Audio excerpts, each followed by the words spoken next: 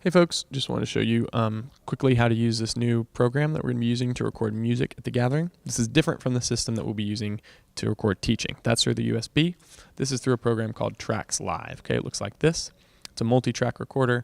It's going to allow us to record individual channels of audio from the board onto individual tracks in the interface. So we'll have different files for each instrument. So there'll be a separate file for vocals, separate file for guitar, separate file for all the things, and then we can mix those together later, so you don't have to worry about doing it live. And also let us do some things called virtual sound check and different neat stuff that we'll talk about in other videos or in person. So when it opens, you're going to want to click this gathering music template, but first just make sure the audio interface is set to XUSB. Usually this will say 16 in, 16 out. If something's messed up there, click system settings and make sure the interface is selected at XUSB. Also, if you're in here, make sure this is set at 2048. You can ask me why, and I'll explain it. But for right now, we're just going to keep moving. And you're going to open up this gathering music template right here. You're going to name the file, and you're going to save it to this folder on the desktop. It's gathering music recordings. So go to desktop, gathering music recordings, and name it like this. Gathering and then the date, or music and the date is fine. I'm just going to abbreviate because I've just got one hand right now. And it's not actually this date, but that's okay. Save it, and then it'll open up. Really simple interface. It's not designed to be complicated or confusing or have a lot of extra stuff. It's just, you're going to see in this template all these 16 tracks that run across this way. Some of them are labeled already for you. Some of them aren't. You don't have to label them all, but you can. You can change these labels. If you wanted to change that to reflect whoever the person is, you just double click and then type in the new name. You could also rename track 4 to the bass or whatever you wanted to do. But mostly you're going to make sure that these buttons are clicked and that they've got that pink or purple or red, whatever thing in the background there. I'm colorblind, sorry. To make sure that, and that's just saying these are the tracks that are going to be recorded, anything with red in the back. So these 1 through 16 correspond to 1 through 16 on the board. And if there are tracks that you're not using, so maybe 7 and 8 are empty, you can get rid of those. And maybe 11 and 12 are empty, you can get rid of those. And then it won't record and won't muddle up stuff later. You can also turn them all off or on with this button here. But let's say maybe 7 and 8 we're not recording, so we're going to turn those off.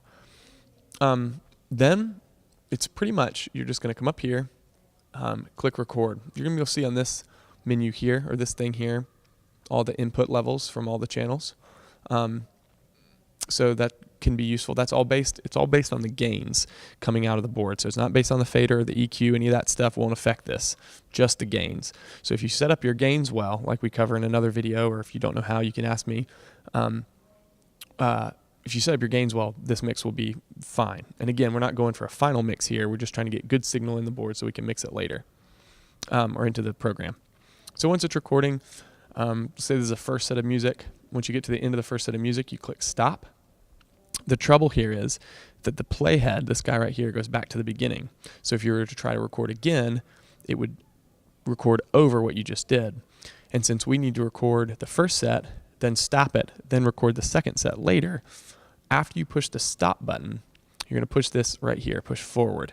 And that's going to go ahead and put you at the end of this audio here, so that the next time you hit record during the second set of music, it's just going to pick up right there. So again, after the first set, you hit record, stop it, and then it'll jump back here. Then you go ahead and hit this forward button so that you're ready to hit record again. Then whenever the teacher's praying, or maybe right before the music's about to happen, just remind yourself to get back over here and push record. That's really it. There's some other things you can do if you maybe if you accidentally recorded through the teaching. You can highlight those sections on all the channels with this little tool right here and just delete that audio out, and I'll clean up the track a little bit. If you need to, you can scroll around if you had to. Again, you probably wouldn't be doing any of this. You can zoom in and out up here, but really you're just going to be hitting record, stopping, and then you're done. When you're completely done, you're going to come up here and go File, Export, and then you're going to go to Stem Export. Okay, so Stem Export is going to send each track out in a separate file. These settings are correct here, 16, 44.1. They should always be that way. You've got another chance here to go over to the channels and unclick any of the channels that you might not be using or that we didn't use that night. And then it won't export those as files. Click export. It's going to go ahead and do it for you. I'm not going to run it all the way through now, but it's going to put it inside your folder that you created in this folder called export. They'll put them all right there. You can just leave them, and if we need them, we'll come get them. Another trick, and this is kind of important, is that once you start recording, if you click this lock, it'll lock the system down so that nobody can click any of the other buttons. You can't stop the recording, so that if something happens, the recording will keep going. So I'll just show you there.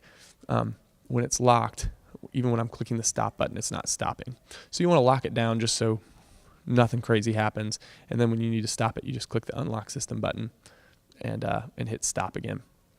You can also go to edit system lock and it'll do the same thing. All right, that's pretty much it. Pretty simple. If you have any questions, please let me know.